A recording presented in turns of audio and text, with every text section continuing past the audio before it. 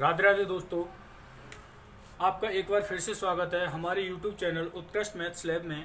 दोस्तों, हमारा टॉपिक चल रहा था वर्गमूल। उसी के आज लास्ट पार्ट के बारे में बात करने वाले हैं, जिसमें कुछ क्वेश्चन के बारे में बात करने वाले हैं। जैसे कि हमारे बोर्ड पर लिखा हुआ है एक क्वेश्चन, 8 12 15 से विभाजित सबसे छोटी पूर्णवर्ग संख्या क्या होगी। 8 12 15 से विभाजित सबसे छोटी पूर्णवर्ग संख्या क्या होगी। इस प्रकार के क्वेश्चन को सॉल्व करने के लिए दोस्तों आपको क्या करना है, ये जो संख्याएं दे रखी हैं इनके कॉमन अभाज्य गुणनखंड निकालिए। क्या निकालने हैं? कॉमन अभाज्य गुणनखंड निकालनी है। ठीक है, तो अभाज्य गुणनखंड निकालने के लिए सबसे पहले 2 का भाग दिया, 8 में जाएगा 4 बार, 12 में जाएगा 6 बार, 15 में 2 का भाग नहीं जाता है तो 15 को जैसा था वैसा लिख देंगे। फिर 2 से देंगे, 4 में देंगे 2 बार, 6 में देंगे 3 बार, 15 में नहीं जाएगा तो 15 लिख देंगे। फिर 2 से देंगे 1 बार, 3 में नहीं जाएगा दोस्तों तो 3 को जैसा था वैसा लिख देंगे, 15 को भी ऐसे ही लिख देंगे। फिर 3 से देंगे 1 बार 5 बार, 5 से देंगे 1 बार 1 बार। दोस्तों तब तक भाग देना है आपको जब तक यहाँ नीचे 1 1 1 1 ना आ जाए। ठीक है, तो दोस्तों इसके हमारे पास गुणनखंड प्राप्त होते हैं 2 गुणा 2 गुणा 2 गुणा 3 गुणा 5। ठीक है दोस्तों, ये गुणनखंड प्राप्त हुए। दोस्तों इन संख्याओं को गुणा करने पर जो भी एक संख्या प्राप्त होगी वह संख्या 8 12 और 15 तीनों से पूर्णतः विभाजित होगी, क्योंकि ये सभी गुणनखंड इन्हीं तीनों संख्याओं के हैं। ठीक है, लेकिन उन्होंने क्या बोला है, 8 12 15 से विभाजित सबसे छोटी पूर्ण वर्ग संख्या ज्ञात करनी है आपको। जब आपको पूर्ण वर्ग संख्या ज्ञात करनी है दोस्तों, तो हमने प्रॉपर्टी में पढ़ा हुआ है पहली वीडियोज में कि पूर्ण वर्ग संख्या अभाज्य गुणनखंड के जोड़ों के रूप में होती है। अभाज्य गुणनखंड के जोड़ों के रूप में होती है।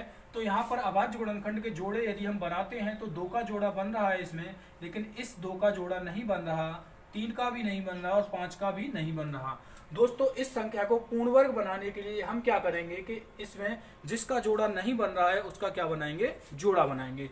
2 का नहीं बन रहा है तो इसमें 2 का गुणा कर देंगे, 2 का जोड़ा बन जाएगा। 3 का नहीं बन रहा है, 3 का गुणा करेंगे, 3 का बन जाएगा और 5 का गुणा करने पर 5 का जोड़ा बन जाएगा। ठीक है दोस्तों, हमारे पास संख्या प्राप्त होगी 2 गुणा 2 गुणा 2 गुणा 2 गुणा 2 3 गुणा 3 गुणा 5 गुणा 5। ठीक है दोस्तों, अब ये जो संख्या प्राप्त हुई है दोस्तों, इनका गुणा करने पर जो संख्या प्राप्त होगी उसमें 8 12 और 15 से पूरा भाग जाएगा तथा यह एक पूर्णवर्ग संख्या होगी, क्योंकि इसके जो अभाज्य गुणनखंड हैं वो जोड़ों के रूप में है। ठीक है, अच्छा तो इसका गुणा करने पर हम देखते हैं 5 25 25 दूनी 50 50 दूनी 100 100 दूनी 200 200 दूनी 400 4 तिया 12 12 तिया 36। तो दोस्तों हमारे पास संख्या प्राप्त होती है 3600। दोस्तों 3600 एक ऐसी संख्या होगी जो एक पूर्णवर्ग संख्या है और 8 12 15 से तीनों से पूर्णतः विभाजित होगी। ठीक है, आगे बात कर लेते हैं दोस्तों इसी प्रकार के एक और क्वेश्चन के बारे में। हम बात करते हैं दोस्तों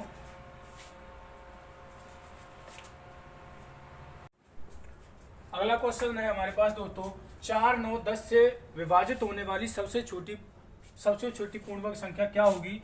इसी तरह से हल करेंगे। सबसे पहले हम क्या करेंगे, 4 9 और 10 के कॉमन अभाज्य गुणनखंड निकालेंगे। 2 से भाग दिया 2 बार, 9 में नहीं जाएगा, 10 में 2 से देंगे 5 बार, फिर 2 से देंगे 1 बार, 9 में नहीं जाएगा, 5 में भी नहीं जाएगा, 3 से देंगे 1 बार 3 बार, 5 में नहीं जाएगा, फिर 3 से देंगे 1 बार 5 बार और 5 में 5 से देंगे फिर दोस्तों 1 1 और 1 बार। ठीक है, तो हमारे पास दोस्तों इसके गुणनखंड प्राप्त होते हैं 2 गुणा 2 गुणा 3 गुणा 3 गुणा 5। ठीक है, तो दोस्तों इससे जो संख्या मिलेगी उसमें 4 9 10 तीनों का तो भाग जाएगा, लेकिन ये संख्या पूर्णवर्ग संख्या नहीं है। इस संख्या को पूर्णवर्ग बनाने के लिए हमें सभी के क्या बनाने पड़ेंगे, यहाँ पर जोड़े बनाने पड़ेंगे। 2 का जोड़ा बन गया, 3 का बन गया, लेकिन 5 का नहीं बना। 5 का बनाने के लिए हम क्या करेंगे, इसमें 5 का गुणा कर देंगे और हमारे पास संख्या प्राप्त होगी 2 गुणा 2 3 गुणा 3 गुणा 5 गुणा 5। इनका जब हम गुणा करते हैं तो 5 25 25 दूनी 50 50 दूनी 100 100 तिया 300 300 तिया 900। तो दोस्तों हमारे पास जो संख्या प्राप्त होती है वो 900 प्राप्त होती है। 900 एक ऐसी संख्या है जो पूर्णवर्ग संख्या है और जिसमें 4 9 और 10 से पूरा भाग जाएगा। ठीक है दोस्तों, आगे बात कर लेते हैं हम। आगे बात करते हैं दोस्तों दूसरे टाइप के क्वेश्चंस के बारे में। अगला टाइप का क्वेश्चन दोस्तों इस प्रकार के क्वेश्चन भी आपको अक्सर देखने को मिलते हैं। 1 plus x upon 25, 1 plus x बट्टे 25 बराबर 6/5 हो तो x का मान क्या होगा। इस प्रकार के क्वेश्चन दोस्तों अक्सर देखने को मिलते हैं। सबसे पहले हम इसका बेसिक समझते हैं, फिर इसकी ट्रिक भी बता देंगे। बेसिक क्या है दोस्तों, आपको क्या करना है, इस पे अंडर रूट लगा हुआ है, बराबर में 6/5 लिखा हुआ है, तो दोनों तरफ आप क्या कर दीजिए दोस्तों, वर्क कर दीजिए। जब दोनों तरफ आप वर्क करेंगे तो आपके पास आएगा दोस्तों 1 प्लस एक्स बट्टे 25, ये आ जाएगी, क्योंकि इसका वर्क किया था तो अंडर रूट से वर्क कट गया और बराबर आ जाएगा दोस्तों 6/5 का वर्क करेंगे, 6 का हो जाएगा 36 और 5 का हो जाएगा 25। ठीक है, अब आपको क्या करना है, इस एक को दूसरी तरफ भेजेंगे तो x/25 बराबर 36/25 माइनस 1। ठीक है, इम्प्लाइज दैट x/25 बराबर, देखिए 25 का गुणा 1 से करेंगे तो यहाँ पर 36 माइनस 25 आएगा, 36 में से 25 घटेगा तो दोस्तों हमारे पास आ जाएगा 11 और नीचे क्या है 25। देखिए दोस्तों, इधर हर में 25 है, इधर भी हर में 25 है, तो 25 से 25 कट जाएगा और हमारा आंसर आ जाएगा दोस्तों x बराबर 11। क्या आ जाएगा दोस्तों, x बराबर 11 आ जाएगा। इसी क्वेश्चन को दोस्तों यदि हम ट्रिक से करें, इस क्वेश्चन को यदि हम ट्रिक से करें दोस्तों, देखिए दोस्तों हर प्रकार के क्वेश्चन के लिए अलग अलग ट्रिक हमें पढ़नी पड़ती है, तो मेरी सलाह यही रहेगी कि आप बेसिक से पढ़ें, लेकिन मैं इसकी ट्रिक बता देता हूँ आपके लिए। देखिए, यदि क्वेश्चन में आपको ऐसे दिखता है कि यहाँ पर जो संख्या लिखी हुई है ऊपर इसमें एक जोड़कर लिखी हुई, जैसे यहाँ 5 लिखी हुई है तो 5 में एक जोड़कर ऊपर क्या लिखा हुआ है, 6 लिखा हुआ है, और इसके सामने अंडर रूट में इसका वर्ग लिखा हुआ हो और यहाँ लिखा हुआ क्या हो, 1 हो, तो उसमें सीधा सीधा दोस्तों ये जो अंक हैं 6 और 5, इन दोनों को जोड़ देंगे। क्या कर देंगे दोस्तों, x का मान निकालना है तो 6 और 5 जोड़ देंगे और हमारा आंसर आ जाएगा 11। ठीक है दोस्तों, इसी प्रकार यदि एक और क्वेश्चन के बारे में बात करें, यदि अंडर रूट में 1 प्लस एक्स बट्टे 144 बराबर 13/12 हो तो x का मान क्या होगा। देखिए दोस्तों, इसमें देखें तो यहाँ पर 12 लिखा हुआ है और 12 में एक जोड़ करके ऊपर क्या लिखा हुआ है, 13 लिखा हुआ है, और 12 के सामने अंडर रूट में 12 का वर्ग 144 लिखा हुआ है और यहाँ पर 1 लिखा हुआ है, तो इसको हम डायरेक्ट कर देंगे 13 + 12 बराबर हो जाएगा दोस्तों 25। ये हो जाएगा हमारा आंसर। ठीक है दोस्तों, समझ में आ गया होगा। आगे बात कर लेते हैं दोस्तों, एक टाइप और रह गया है क्वेश्चन का, उस टाइप के बारे में बात करें। देखिए, जैसे हमारे पास क्वेश्चन है, यदि अंडर रूट में 6889 बराबर 83 हो तो 6889 अंडर रूट में प्लस अंडर रूट में 68.89 प्लस अंडर रूट में 0.6889 प्लस अंडर रूट में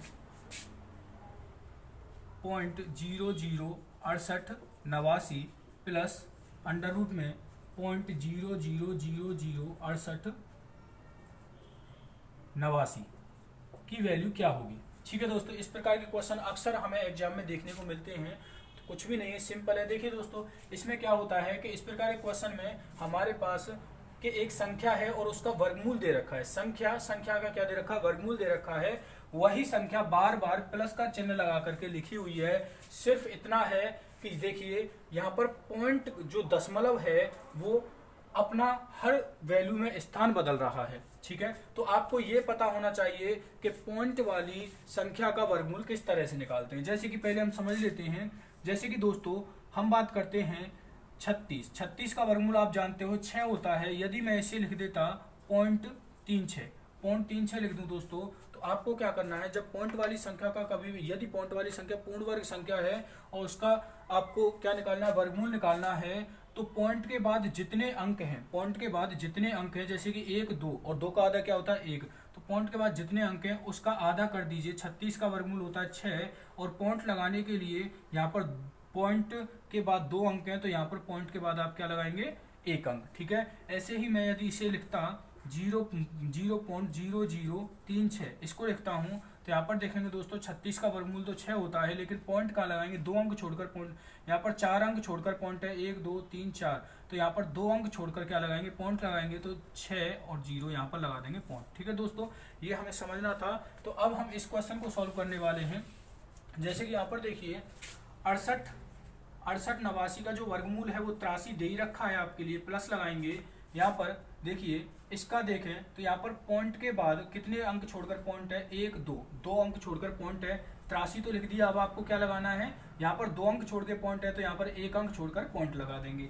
इसी प्रकार यहाँ लिखेंगे 83, लेकिन पॉइंट कितने अंक छोड़कर है, 1 2 3 4, 4 का आधा क्या होता है 2, तो 2 अंक छोड़कर पॉइंट लगा दीजिए, 2 अंक छोड़कर हमने यहाँ लगा दिया पॉइंट। ठीक है, इसी प्रकार यहाँ पर 83 लिखेंगे और कितने अंक छोड़कर पॉइंट है, 1 2 3 4 5 6, 6 का आधा 3, तो 3 अंक छोड़कर दोस्तों क्या लगा देंगे, पॉइंट लगा देंगे। इसी प्रकार यहाँ लिखेंगे 83 लिखा, 1 2 3 4 5 6 7 8, 8 है तो 8 का आधा क्या होता है 4, तो 4 अंक छोड़कर दोस्तों क्या लगा दीजिए, पॉइंट लगा दीजिए। और इन सभी के बीच में क्या लगा हुआ है दोस्तों, प्लस लगा हुआ है, इसका मतलब हमें ये जोड़ना है।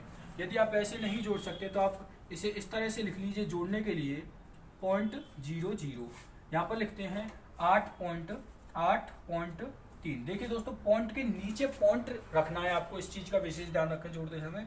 तो यहाँ पर 0.83, यहाँ 0 रख सकते हो आप। अगली संख्या लिखें तो 0.083, अगली संख्या लिखें तो 0.0083। जहाँ पर खाली जगह रह गई है वहाँ पर 0 रख सकते हैं, क्योंकि पॉइंट वाली संख्याओं के पीछे 0 रखने से कोई फर्क नहीं पड़ता। इनको दोस्तों जोड़ दीजिए, यहाँ पर आ जाएगा 3, 8 और 3 11 1 हासिल 1, 8 और 3 11 और 1 12 की 2 हासिल लगी 1, 8 और 3 11 और 1 12 की 2 हासिल लगी 1, और ये 8 और 4 12 2 और 1 जो आ जाएगा 9, ये यहाँ पर लगा देंगे पॉइंट। तो दोस्तों हमारा जो आंसर आ जाएगा वो 92.2213 आ जाएगा। ठीक है दोस्तों, इस प्रकार के क्वेश्चन को इसी तरह से हल करें। तो यहाँ पर हमारा वर्गमूल टॉपिक समाप्त होता है। आगे हम दोस्तों घन और घनमूल टॉपिक स्टार्ट करेंगे।